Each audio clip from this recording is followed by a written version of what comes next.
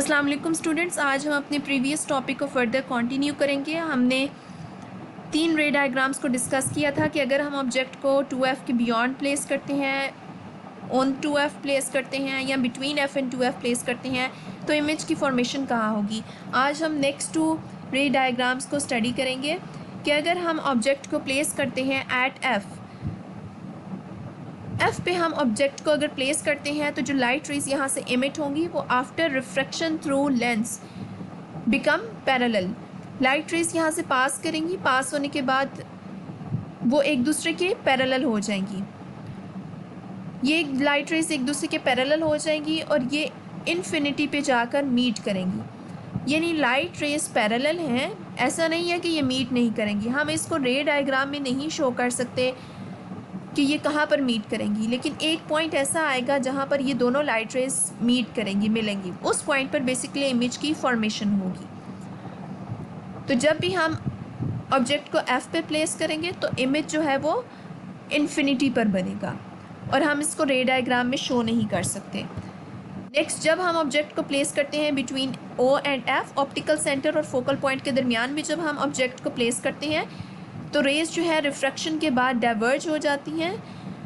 वो ना तो एक दूसरे के पैरेलल होंगी और ना ही वो एक पॉइंट पर मीट करेंगी, बल्कि वो डाइवर्ज हो जाएंगी, डिफरेंट डायरेक्शन में मूव कर जाएंगी। और जब हम इन रेज को बैकवर्ड डायरेक्शन में एक्सटेंड करते हैं, बैकवर्ड डायरेक्शन में जब जैसे जैसे हम इनको एक्सटेंड करते जाएंगे एक pॉइंट आएगा जहाँ पर ये दोनों रेज मीट करेंगी। इस पॉइंट पर बेसिकली हम कहेंगे कि इमेज की फॉर्मेशन हो रही है।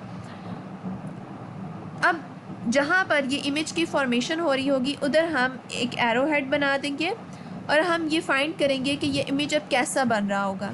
बेसिकली ये इमेज वर्चुअल होगा, क्योंकि हमने इसे सिर्फ रियलिटी में नहीं देखा, बल्कि हमने लाइट की रेस को बैकवर्ड डायरेक्शन में एक्सटेंड किया। एक्सटेंड करने के बाद एक पॉइंट पर मीट किया, वहाँ पर बेसिकली यहाँ इमेज की फॉर्मेशन हो रही है। इसलिए ये इमेज जो है वो वर्चुअल होगा, गैर हकीकी होगा। हकीकत में ऐसा इमेज नहीं बन रहा होगा, लाइट रेज डाइवर्ज हो जाएंगी और ये इमेज मैग्नीफाइड होगा।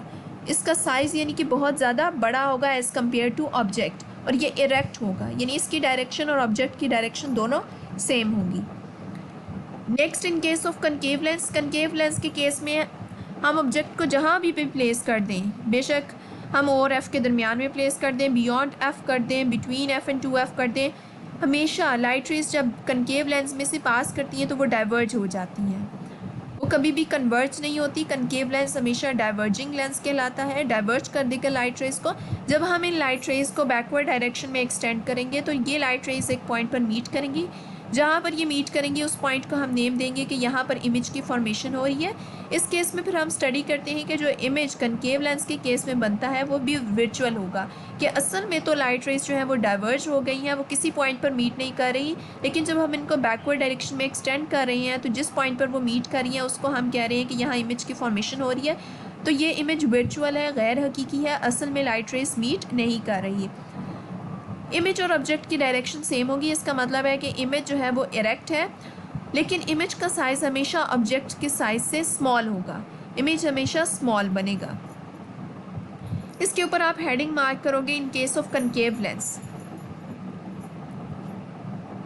Next, open your books. जहाँ तक हमने कल स्टडी किया था ABC पॉइंट, उससे आगे नेक्स्ट पॉइंट से आप स्टार्ट करोगे। इसके ऊपर आप हेडिंग मार्क करोगे when the object is at F। When the object is at F, the image of the object is formed at infinity. Image जो है वो इन्फिनिटी पर बनेगा। It can not be shown in the diagram, diagram में हम show नहीं कर सकते because rays become parallel after refraction, क्योंकि लाइट रेज जो है वो रिफ्रैक्शन के बाद पैरेलल हो जाती हैं।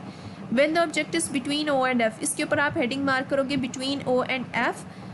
जब भी ऑब्जेक्ट को हम और एफ के दरमियान में रखते हैं, rays after refraction diverge out, rays जो है वो डाइवर्ज हो जाती हैं and do not actually meet on the other side of the lens, और लेंस की दूसरी साइड पर मीट नहीं करेंगी। A virtual image will be formed at a point, virtual यानी गैर हकीकी इमेज बनेगा at a point where the rays meet after extending backward, जहाँ पर हम रेज को मिलाएंगे रिफ्रैक्शन जब उनको बैकवर्ड एक्सटेंड करेंगे।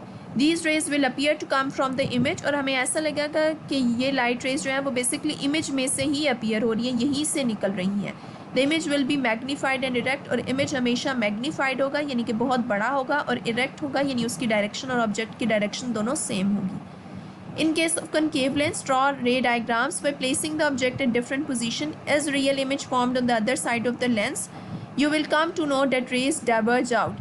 इससे पहले आप यहाँ से start करोगे. Rays diverge out and do not meet on the other side of the lens after refraction.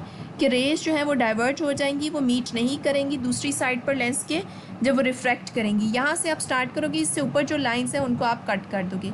Raise के पॉइंट से यहाँ से स्टार्ट करोगे. Therefore real image is not formed on the other side. इसलिए रियल इमेज नहीं बनता दूसरी side पर. In fact a virtual image is formed on extending the rays backward. जब हम रेज को बैकवर्ड डायरेक्शन में एक्सटेंड करते हैं तो एक वर्चुअल इमेज बनता है. This image is always virtual, erect and smaller in size. और ये इमेज हमेशा वर्चुअल होता है, इरेक्ट होता है यानी सीधा होता है, स्मॉलर इन साइज होता है. हमेशा ऑब्जेक्ट से इसका साइज़ स्मॉल होगा. यहाँ तक आपने ये ई तक की पॉइंट्स जो हैं वो कन्वेक्स लेंस के भी सारे याद करने हैं और कनकेव लेंस के केस में जो डिस्क्रिप्शन दी गई है इसको भी आपने याद करना है. साथ में आपने जितनी ये डायग्राम्स हैं इन सब की प्रैक्टिस करनी है. इसमें आपने इस चीज़ का ख़ास ध्यान रखना है कि आप जो है वो ऑब्जेक्ट को कहाँ प्लेस कर रहे हो, क्योंकि बेसिकली ये जो रे डायग्राम्स हैं ये शो करती हैं कि आप किस चीज़ को एक्सप्लेन कर रहे हो. अगर ये चीज़ पॉइंट डी और ये इसकी डायग्राम जो है रे डायग्राम वो मिल नहीं रही होंगी, वो मैच नहीं कर रही होंगी. आप यहाँ पर लिख रहे हो कि when the object is at F और यहाँ पर आप ऑब्जेक्ट को एफ़ और 2F के दरमियान में बना रहे हो, तो ये पूरा पॉइंट गलत हो जाएगा.